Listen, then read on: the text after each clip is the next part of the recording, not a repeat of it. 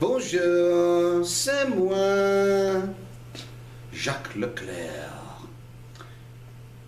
I appeared in a number of AP environmental science educational videos, like Cousteau was overrated, part 2, and what do Americans know about conservation?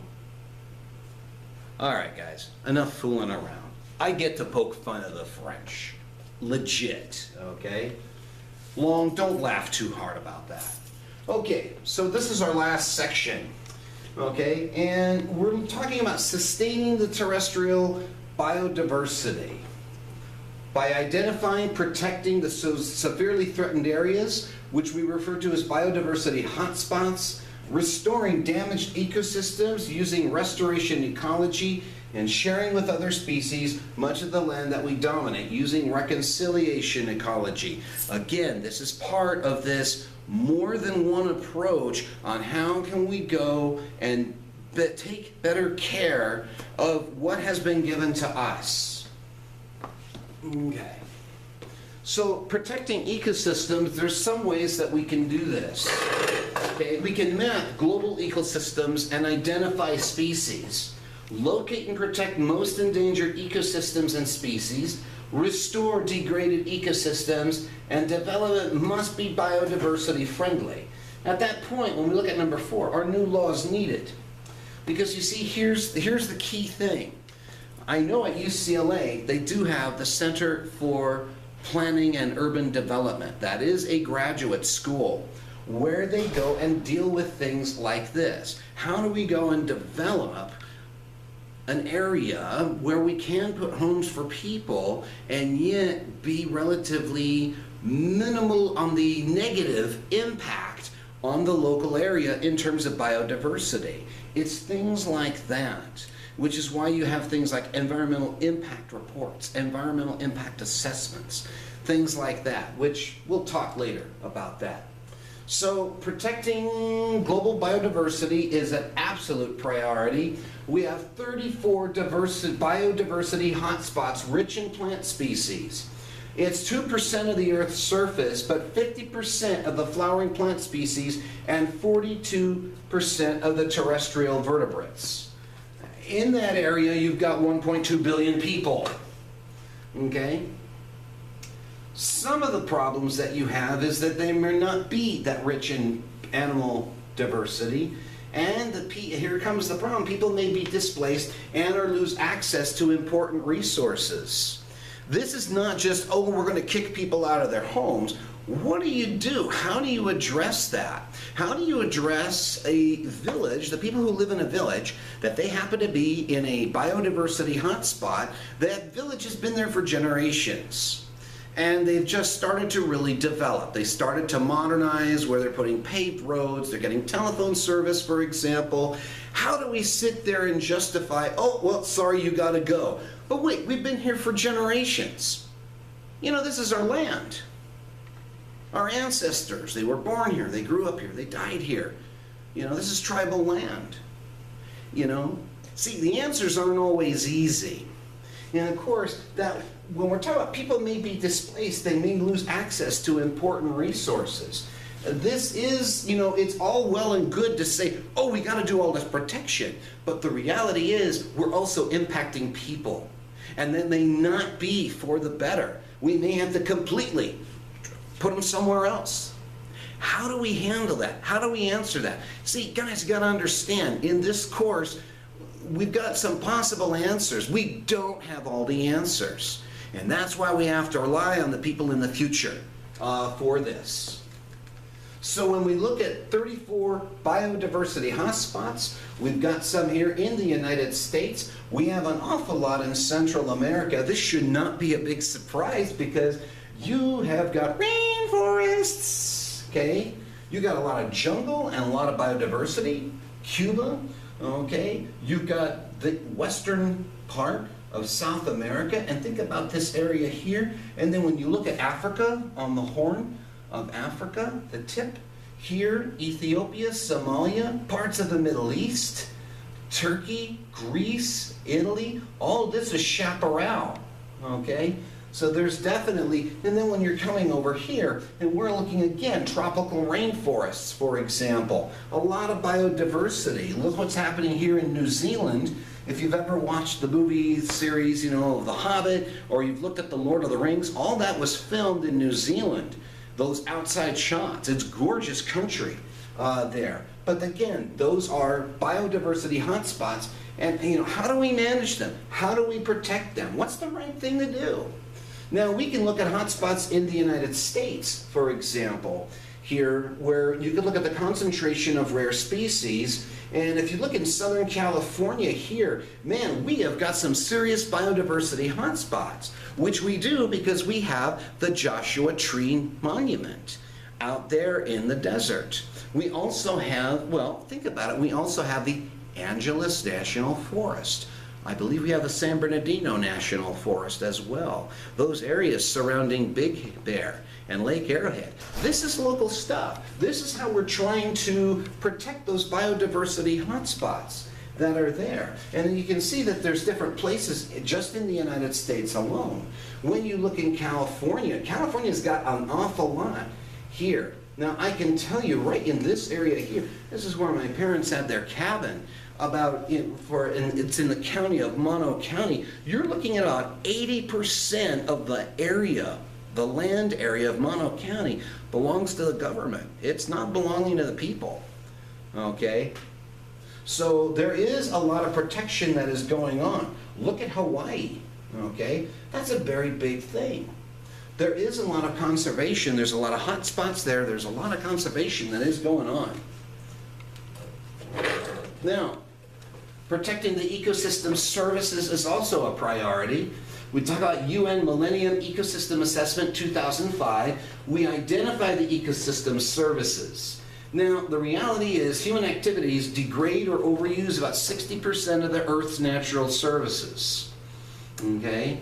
So, how do we go about trying to address that? Could we reduce this? I think we can. Identify highly stressed life raft ecosystems. Well, what do you mean by life raft ecosystems?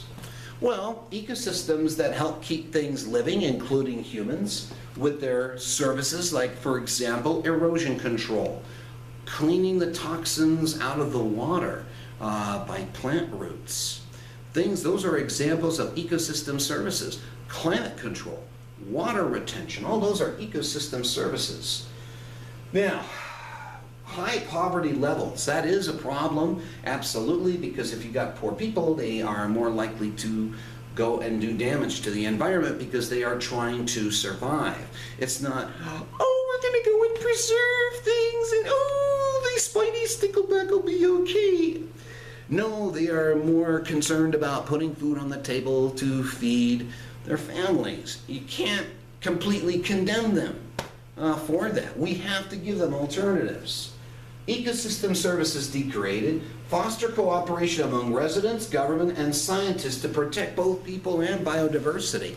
And I think we could do it. I think there's a way that we can make this happen, but there's going to be compromises.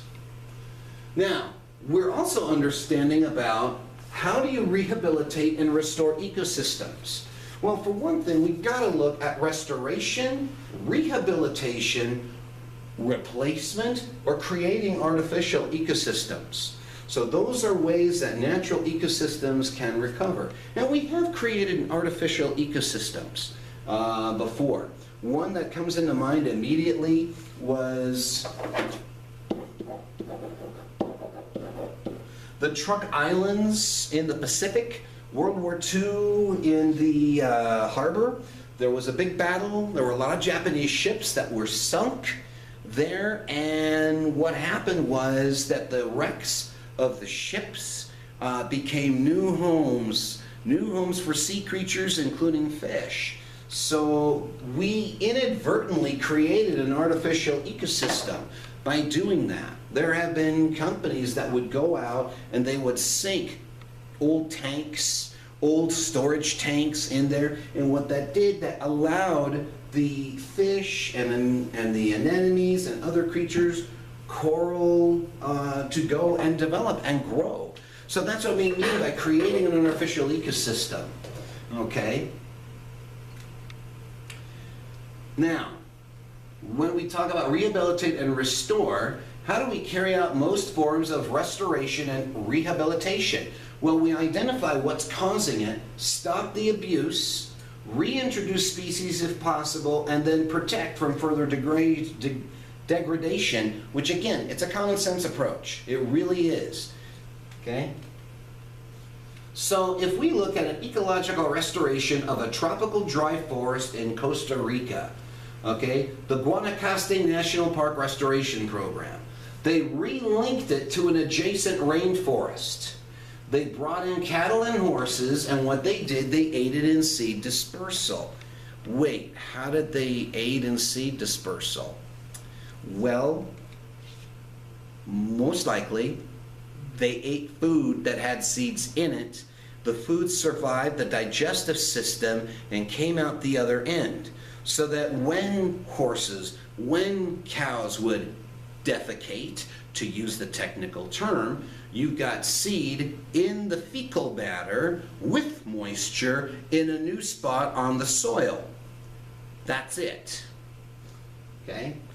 Now, the local residents, in this case, they are actively involved. Well, certainly they're not doing it out of the kindness of their hearts. They're getting paid for it somehow. They're getting a trade-off somewhere. Okay. Now, will restoration encourage further destruction?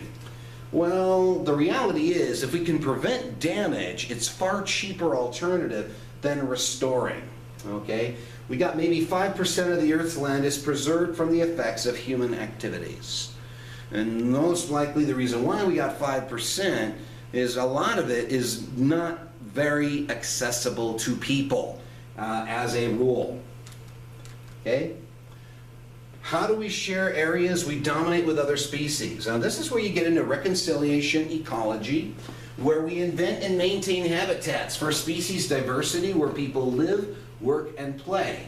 Okay, we can look at community-based conservation, where we have in the country of Belize and the black howler monkeys. In fact, there's a black howler monkey right there. Okay, and if you're wondering why they call them howler, I'm not howling. Okay, protect vital insect pollinators as well. Okay, now we have the Blackfoot Challenge, Reconciliation Ecology in Action. In the 1970s, we had the Blackfoot River Valley in Montana. There were problems. Bad grazing practices, logging, poor mining. You had water and air pollution. You also had residential and commercial development that just was unsustainable. In other words, they would develop and it didn't matter where, and there was a price to pay for it, and we couldn't keep that going. So what happened? Well, with communities, meetings, we got people involved, where it led to things like weed pulling parties, where people would go out, they'd get a bunch of people together, pull out the weeds. Well, what good was that? Pull out the weeds, that meant you had things that were taking up water and soil nutrients that shouldn't be there, okay? So that's what we mean by weed pulling parties, okay? Nesting structures for waterfowl. In other words, trying to artificially create some nesting structures, either leaving material or create a beginning of a nesting structure for waterfowl, and of course developing sustainable grazing systems, so you could think about like the rotational grazing that we looked at.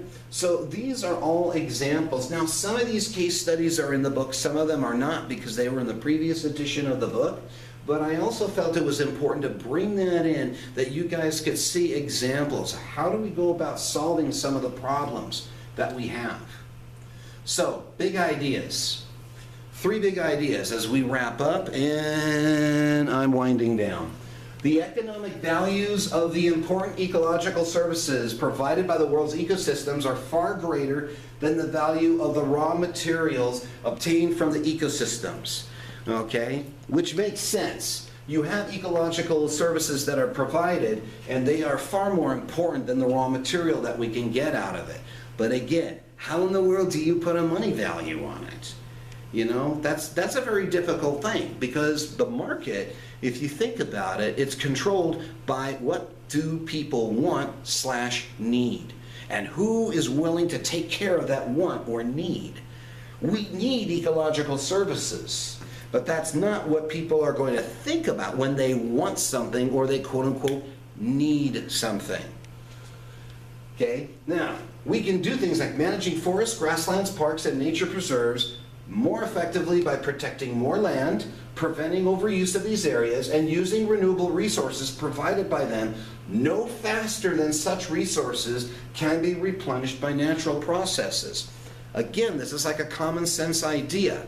If we can use the renewable resources, if we can provide 50 trees for logging, every year, for example, then we should not be taking out 60 trees, we should just be taking out 50 trees.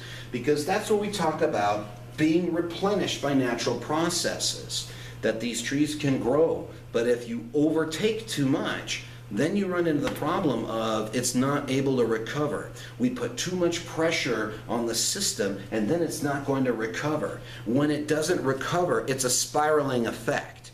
That's the problem. The spiraling effect, in other words, when you're starting to go down, it's going to get worse as it's going down. So this, we have to be careful about that. And as we conclude here, we can sustain terrestrial biodiversity by protecting severely threatened areas, protect remaining undisturbed areas, restoring damaged ecosystems, and sharing with other species much of the land that we dominate. And there you have it, guys. This is chapter 10 in the nutshell. It took 2 takes, two parts. I was hoping to get it done in 1 part, but that wasn't going to happen. But this is important.